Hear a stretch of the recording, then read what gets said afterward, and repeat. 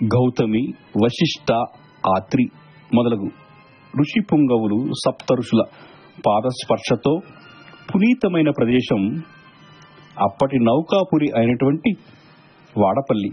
సాక్షాత్తు శ్రీ మహావిష్ణువు, శ్రీదేవి, భూదేవి సమేతంగా కొలువు తీరిన మహిమాన్విత క్షేత్రం వాడపల్లి.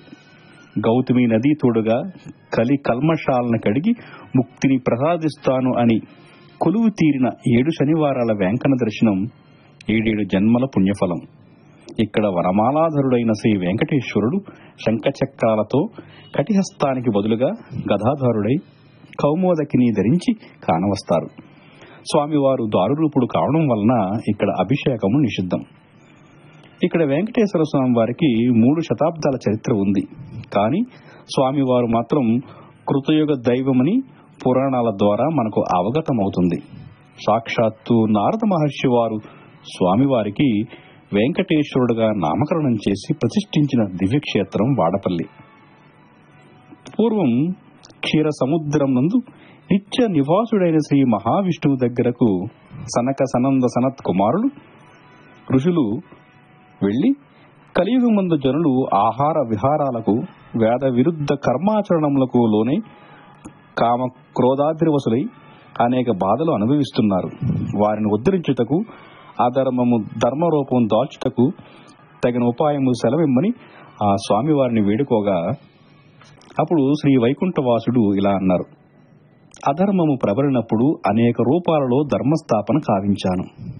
అలాగే కలియుగంలో అచ్చాస్వరూపమైన భూలోకంలో లక్ష్మీ క్రీడాస్థానమైనటువంటి మానవుల పాపములు కడుగుచున్న గౌతమి నదీ ప్రవాహ మార్గంలో లక్ష్మీ సమేతంగా చందనపేటికలో నౌకాపురం చేరుకుంటాను.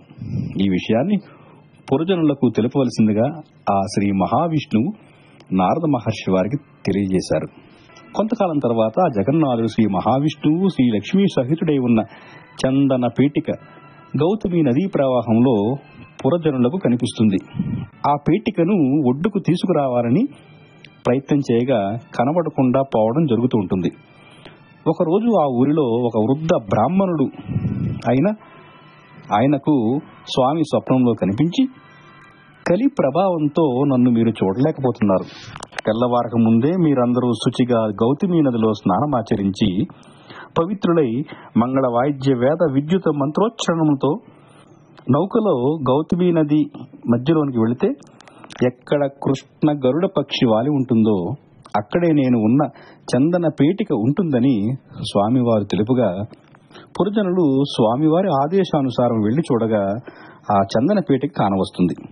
దానిని నిపుణుడైన శిల్పితో తెరిపించి చూడగా దానిలో శంఖ చక్ర మహాదారుడైనటువంటి శ్రీ మహావిష్ణువు దారు విగ్రహ రూపంలో కనిపిస్తారు.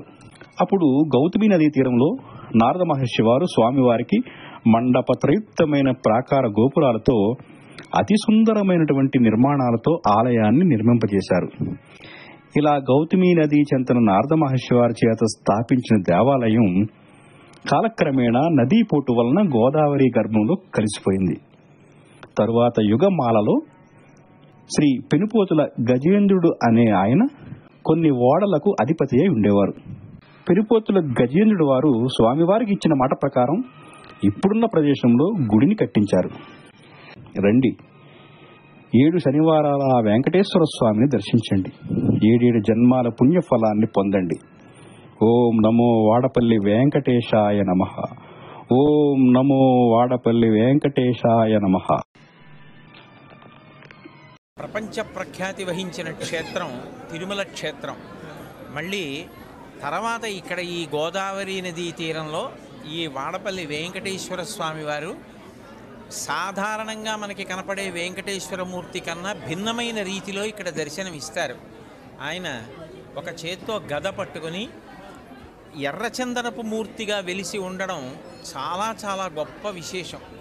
అసలు ఎప్పుడైనా గ్రహదోషాలు వస్తే ఎర్రచందనాన్ని స్వామివారికి అభిషేకంలోనో లేకపోతే అలదడమో చేస్తూ ఉంటారు. అలాంటిది ఎర్రచందనం మూర్తిలోనే స్వామివారు వెలియడం, పక్కన శ్రీదేవి అమ్మవారు కూడా ఉండడం, గదతో స్వామివారు ప్రకాశిస్తూ ఉండడం, ఆయన తన పాదాలని చూపిస్తూ ఉండడం, చాలా విశేషమైన క్షేత్రం. దినదినాభివృద్ధి చెందుతున్న ఈ క్షేత్రం ధర్మానికి గొప్ప ఆలంబనం కావాలని, రాబోయే కాలంలో ఇంకా ఎంతోమంది భక్తులకి ఇది ఆశ్రయం కావాలి